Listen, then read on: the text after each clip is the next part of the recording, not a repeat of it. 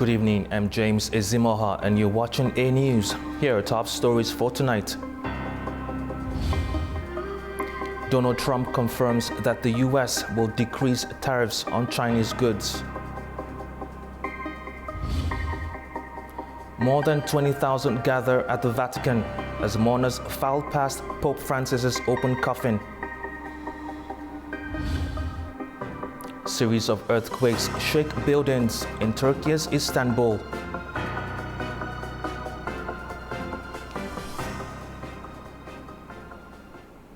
Thank you for joining us. U.S. President Donald Trump is softening his stance on China, signaling a possible breakthrough in long-standing trade tensions. Trump says that U.S. tariffs on Chinese goods will be nowhere near the 145% figure and will be substantially lower. The decision comes after Beijing warned other nations against making trade deals with America, which might impact China. Now Trump says he's making good progress with the country. 145% is very high, and it won't be that high. It's not going to be that high. It got up to that. We were talking about fentanyl, where, various elements built it up to 145. No, it won't be anywhere near that high. And what level do you think it'll come down to if you haven't? It'll come down substantially, but it won't be zero. It used to be zero. We were just destroyed. China was taking us for a ride, and just not going to have. It's not going to happen. We're going to be very good to China. Have a great relationship with President Xi, but they would make billions and billions and billions of dollars a year, and they would build their military out of the United States and what they made, so that won't happen, but they're going to do very well. Ministry spokesperson of China, Yeo Jiakun, accused the U.S. of continuing to exert extreme pressure, even as it tried to reach an agreement, saying that was not the right way to deal with China. When asked about Chinese Premier Li Qiang's letter to Japanese Prime Minister Shigeru Ishiba, Yeo said China has maintained communication with all parties on the issue of tariffs. If the US truly wants to resolve issues through dialogue and negotiation, it should stop making threats and resorting to coercion, and engage with China on the basis of equality, mutual respect, and mutual benefit. Saying they want to reach an agreement with China while continuing to apply maximum pressure is not the right way to deal with China, and it will not work.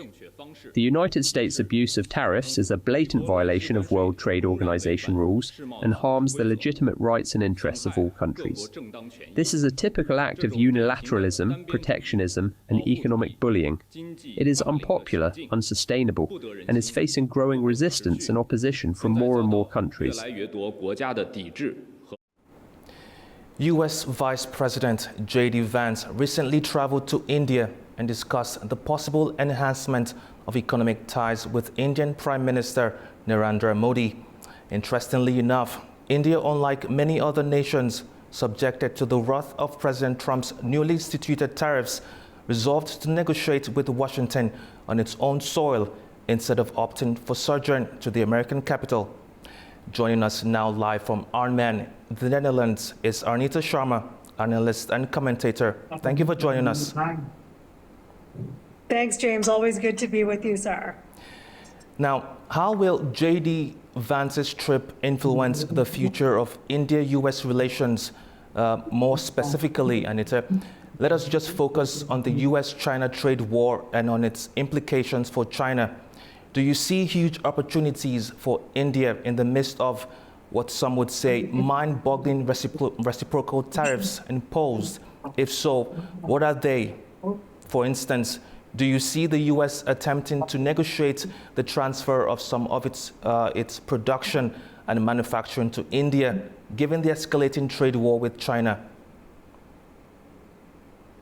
Great questions all the way around, James. Good to be with you. Look, this trip, it's a 4-day visit, right, by J.D. Vance, his family, his 3 children, his wife, Usha Vance. As we all know, Mr. Vance's parents are from India, and Trump is very well aware of the power that Modi has, the influence that Modi has amongst the very affluent Indian American community back in the United States of America. So this trip, by all accounts, is quite significant, whichever way you look at it. So let's talk about this trip. It looks like on the surface, J.D. Vance is eager to increase trade with India. And of course, it looks like India also wants to increase trade. But as you said off the top of the show with respect to China, there is that threat that India and the U.S. perceive to be in China, that dominance that perhaps coming from China could be somewhat dangerous for both of these nations involved. So how can they possibly counteract this? Well, they think by having closer economic ties and also closer geopolitical ties. It's going to be very interesting to see how this all unfolds. But James, we've seen a relationship between India and the United States get quite warmer over the last 15 to 20 years. So it's a very interesting time, both for India and the United States, given the current geopolitical tensions. And we also know J.D. Vance says that it's U.S. and India that will define the 21st century. He also said it'll be India alone as well that defines the 21st century. So a lot to unpack there. Thank you. As India is part of BRICS, how is the country managing to balance its relations between Russia and the U.S. while staying neutral in the current economic situation? That's a great question, James. Look, the relationship between Russia and India goes back decades, right? More than 5 decades. It's a very close relationship. Given what's been taking place over the last few years, especially with respect to the Ukraine-Russia war, that has put India in somewhat of a delicate position. But India being part of BRICS doesn't appear in any way to be a mutually exclusive relationship with respect to the United States. And it looks like the U.S. recognizes that. And it looks like India can play a rather pivotal role here, perhaps being a critical liaison, if you will, between the United States and the BRICS nations. So if you were to ask me, will Modi turn its back on Russia to curry more favor, no pun intended, with the United States? My humble opinion would be the answer is a hard no. It looks like India is in no position and also has no desire to turn its back on Russia. But at the same time, India needs more imports with respect to energy.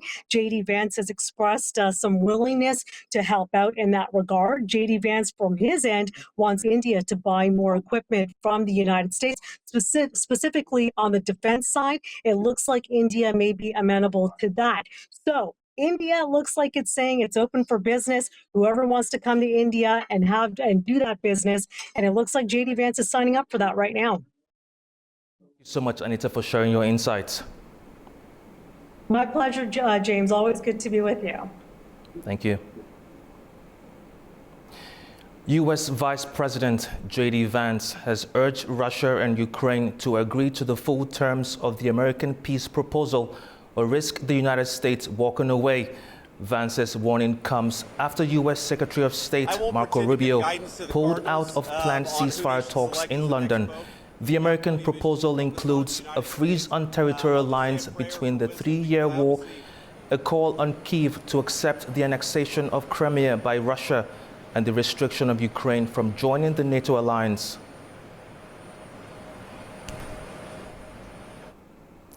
A potential pause in the war in Ukraine may be on the horizon.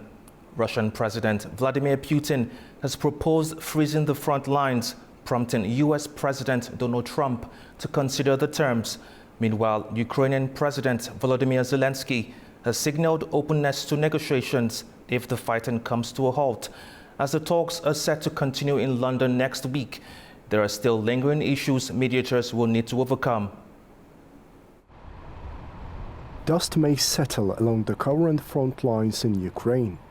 After a failed Easter truce, Vladimir Putin has proposed halting the invasion. According to insiders, the move is part of peace talks between Putin and US President Donald Trump.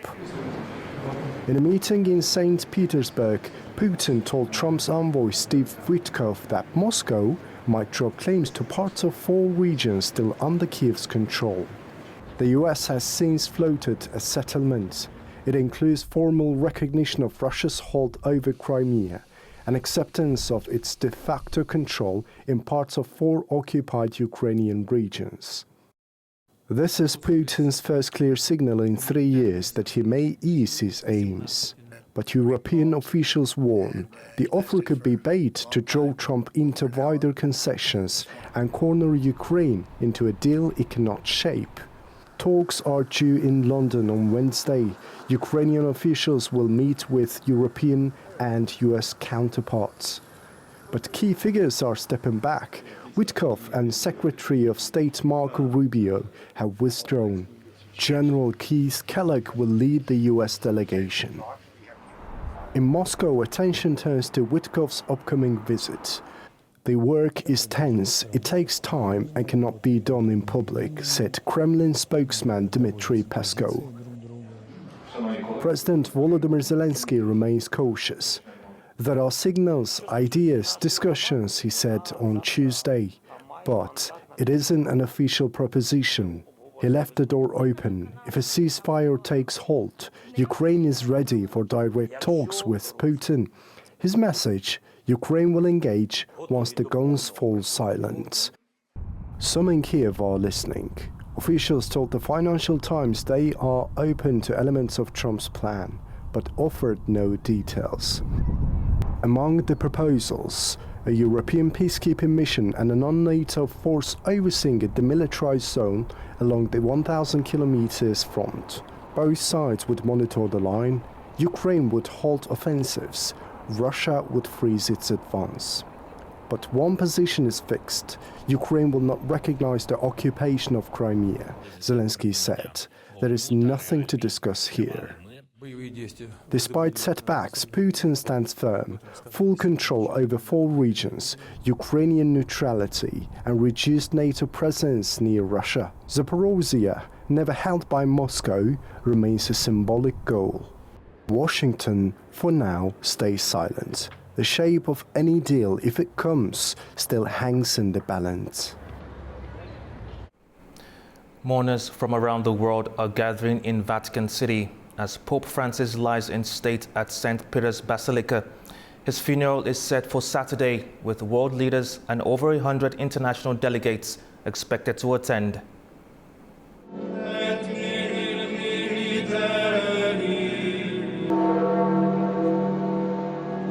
St. Peter's Basilica opened its doors on Wednesday to welcome thousands of mourners paying their final respects to Pope Francis, who passed away 2 days ago at the age of 88. The late pontiff's funeral is scheduled for Saturday, April 26th, with his lying in state continuing through Friday evening. The day began with a solemn procession from his Vatican residence to the Basilica, accompanied by cardinals and witnessed by crowds lining the route, some applauding in tribute, others shedding quiet tears. According to Italy's Civil Protection Agency, up to 250,000 people are expected to attend the outdoor funeral service in St. Peter's Square. Tens of thousands have already arrived in Vatican City in recent days to honour his legacy. For this moment, I arrived on Monday for 1 week, and now I had the chance to go there and see the Pope. He was dead, but I saw him and I could say goodbye. There's kind of just a mixture of emotions. I mean, I'm anxious a lot walking in. It's such a surreal place, and it's very holy, and seeing the body and just remembering everything that he stood for is very important. Truly, I felt in my heart as if I was about to lose someone very close to me, but it is a moment to stay in prayer for him, for his rest, to give thanks for everything he has done for the Church. This is the feeling of gratitude. More than 100 international delegates are expected to attend the funeral with heightened security measures in place. World leaders, including US President Donald Trump and representatives from Italy, France, Germany, Britain, Ukraine, the European Union and Argentina, have confirmed their participation. Iran and the US have decided to meet again this weekend in Muscat to follow up on the current nuclear talks mediated by the Omani Foreign Ministry. Our Turaj Shiralilu has more on that.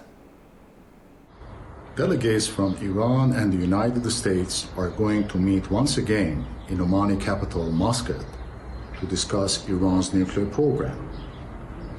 The first round of experts-level meeting and the third round of high officials meeting will take place this weekend on Saturday in the Sultanate of Oman, as the talks are indirect and the Foreign Ministry of the Sultanate is mediating the talks.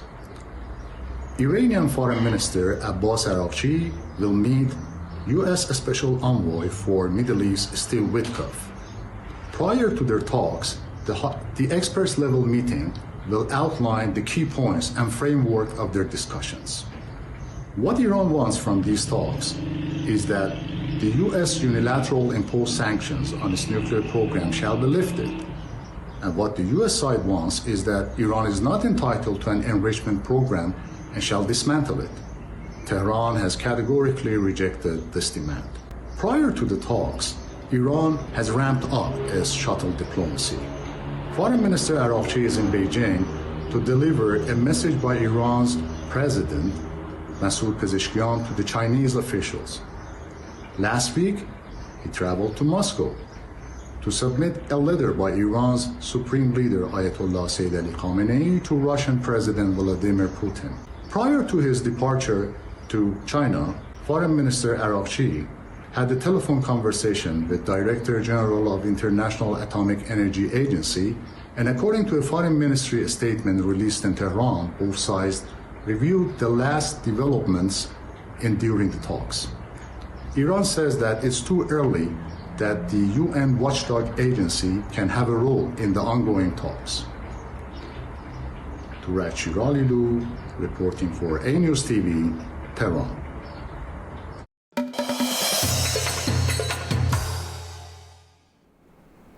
China and Azerbaijan are deepening their ties as Presidents Xi Jinping and Ilham Aliev announced a new comprehensive strategic partnership during high-level talks in Beijing.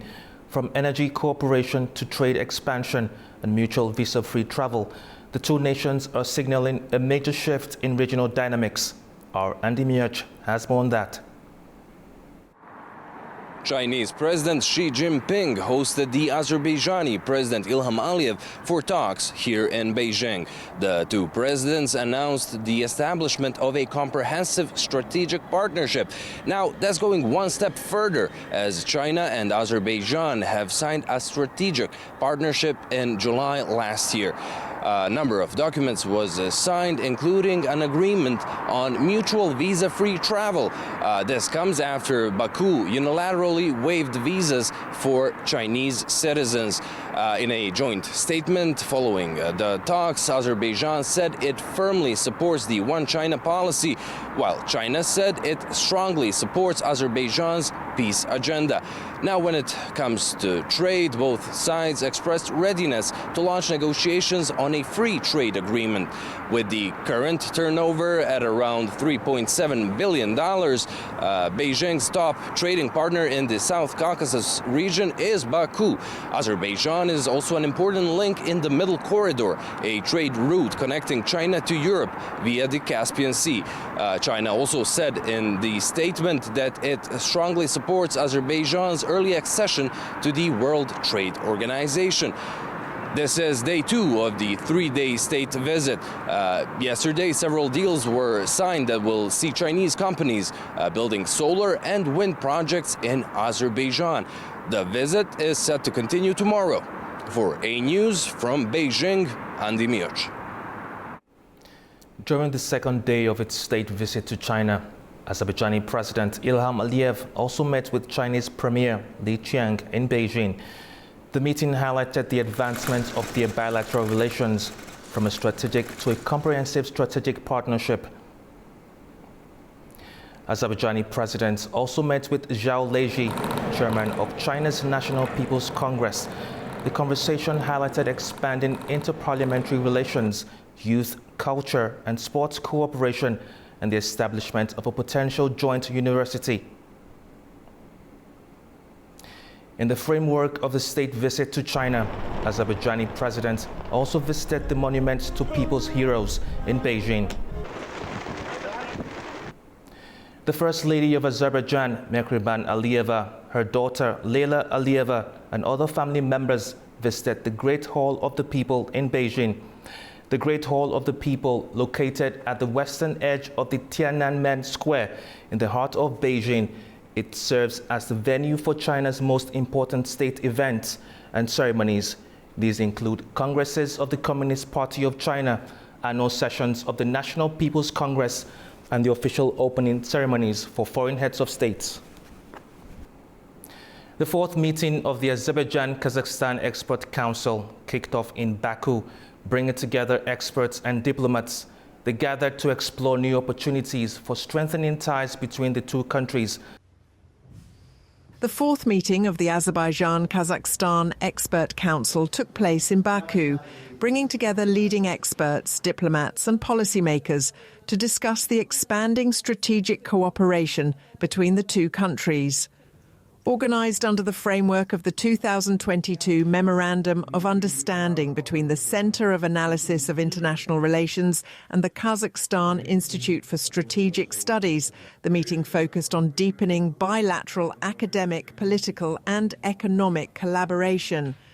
Ambassador of Kazakhstan to Azerbaijan, Alim Bayel, highlighted the evolving partnership, referencing a landmark green energy agreement signed at COP29 with Azerbaijan and Uzbekistan. In the economic field, Alim Bayel emphasised the sustained positive growth of trade relations, also mentioning international cooperation. In the first quarter of 2025, the share of Kazakh wheat in Azerbaijan's imports reached 80%. This is a very positive indicator for bilateral trade. Our countries are actively cooperating within international organizations. Azerbaijan has become the chair of the Caucasus, Central Asia, and the Middle East group. Azerbaijan is also preparing to join the Islamic Organization for Food Security based in Astana this year. In return, Kazakhstan is ready to join the OIC Labour Center in Baku. Also mentioning international cooperation, Member of Parliament Nizami Safarov, head of the Azerbaijan-Kazakhstan Interparliamentary Group, emphasised the importance of sustained dialogue between legislative bodies and experts to strengthen institutional trust and regional coordination. There is a broad legal and contractual framework between our countries. As of today, this includes over 150 documents, and it continues to grow. In just a year and a half, 40 international legal documents have been signed. Among them are, of course, the Declaration on Friendly Relations and Strategic Partnership between Azerbaijan and Kazakhstan, and the Declaration on Strengthening Strategic Relations between the Republic of Azerbaijan and the Republic of Kazakhstan, and deepening the allied mutual activities. This year's session comes as the two countries mark the 20th anniversary of their Strategic Partnership Agreement, a milestone that underscores the evolving depth of Azerbaijan-Kazakhstan relations. Today in Baku at ADA University, the first edition of A-News Talks took place. The topic of the talk was AI and how it's influencing the way we work.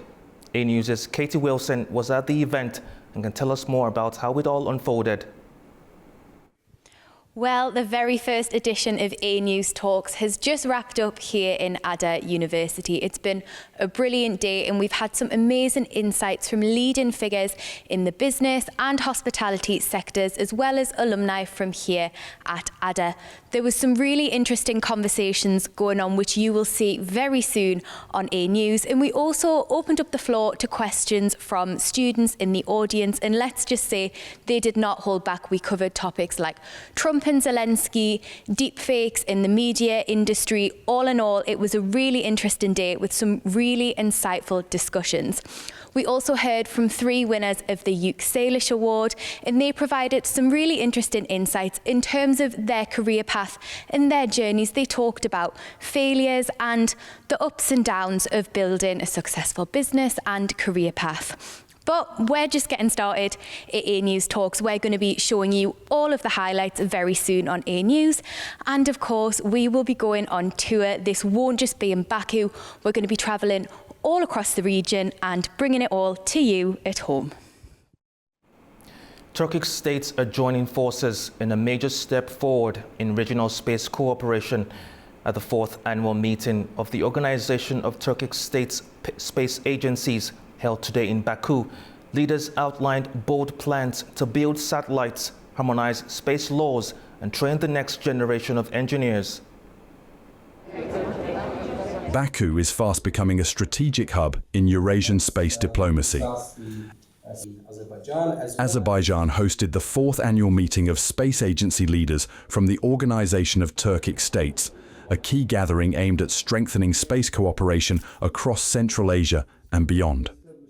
Held under the leadership of Azercosmos, the meeting builds on the Turkic World Vision 2040, a regional roadmap that envisions joint space missions, shared innovation, and peaceful exploration. Today we are hosting the 4th meeting of the space agencies of the Organization of Turkic States. And this is the 2nd time we are hosting this meeting. The first one was in 2021. And today the ties between the Turkic nations is not just cultural, it's a strategic. This project aims to have an exchange of the knowledge and practical skills among the space agencies of the member states. And using this satellite, we are also will be involved in the monitoring of the ecological situation and climate change. At the center of the agenda, the joint CubeSat project.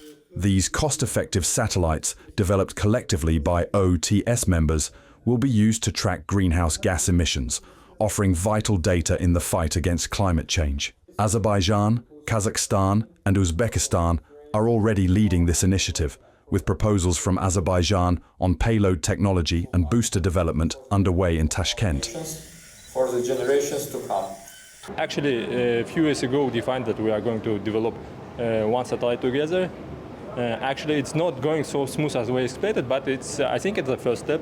We proposed for other countries for free just to be part of this project. Uzbekistan now is taking a more proactive role in that they're developing their own spacecraft booster. But the vision goes beyond hardware. Azerbaijan proposed the standardization of space law among member states, offering its own legislation, already modeled after UN treaties, as a legal foundation for future missions.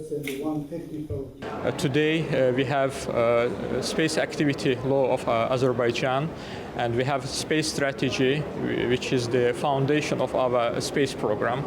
And we think that having the common legal foundation between the member states will help the further development of the space activities. Education and human capital also took center stage. From Turkey's Guhem Space Camp to Azerbaijan's plan to launch a virtual space academy with 21 top universities, the OTS is investing in a new generation of scientists, engineers, and policy leaders. For the past 3 years, Turkey has taken on responsibilities, especially for the youth of the Turkic states. Because cooperation between countries only happens when young people connect with each other. Hopefully today's meeting and the ones we'll have in the future will bring us these advantages with concrete steps. The Baku meeting also emphasized the importance of climate resilience through space-based technologies. Azercosmos presented its GIS-based training program, already active in CIS nations, and proposed expanding it across the Turkic region. Has climate change, agriculture and water management become pressing challenges for Central Asia? Regional cooperation in space data could hold the key to sustainable solutions. In an exclusive interview with A News, Mohidin Ibrahimov, Deputy Director of Uzbekistan's Uzspace Agency, detailed how joint initiatives with countries like Azerbaijan are laying the groundwork for a future shared space data platform. If we talk about our cooperation with Azerbaijan specifically, we started with the signing of memorandum in 2022. It was signed in Tashkent, by the way. And from this time, we started our very productive cooperation. Last year, we've signed an agreement on monitoring the salinity of the soil.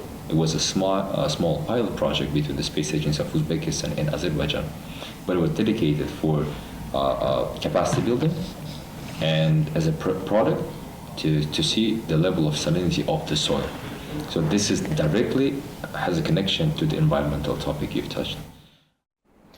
A warning sign from Kazakhstan's parliament. The Caspian Sea has dropped to its lowest level in recorded history. Despite international agreements meant to protect it, little action has followed. Lawmakers are now urging immediate steps, from opening up oil contracts to launching talks with Russia over the Volga River. Our Fariza Kalimozina reports from Almaty. The Caspian Sea has dropped to a record low of 29.21 meters below sea level, its lowest point since 1977. Kazakhstan's first Deputy Minister of Water Resources, Bulat Bekniyaz, reported during a session of the Majlis, the lower house of Kazakhstan's parliament. Unlike past declines, today's drop is driven by climate change, reduced rainfall and a sharp fall in river inflow, especially from the Volga River, which supplies around 80% of the sea's water. Development along the coastline is compounding the issue, with Kazakhstan's already shallow section at greatest risk. In Parliament, frustration is mounting over the lack of progress since the Tehran Convention was signed nearly 20 years ago. Despite existing agreements, no permanent office or expert group has been established to act on them. Lawmakers stressed that since the Volga flows entirely within Russia, it's excluded from international agreements, making cooperation with Moscow essential to halting the sea's decline. Meanwhile, Kazakh scientists warn the Caspian could fall to 33 meters below sea level by 2050 if current trends persist. Experts estimate nearly 280 cubic kilometers of water annually, mainly from the Volga, would be needed to stabilize it. As an initial move, Kazakhstan and Russia plan to form a joint expert task force to tackle the crisis. Fariza Kalimurzina in Almaty, Kazakhstan, A News. Istanbul has been shaken by a series of powerful earthquakes, leaving over 150 people injured. Many residents are concerned about the safety of their loved ones and the city's preparedness for future tremors.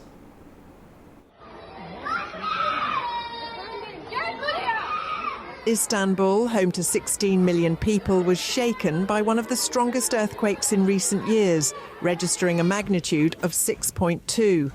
The epicenter was in the Silivri area, with a depth of 6.92 kilometers.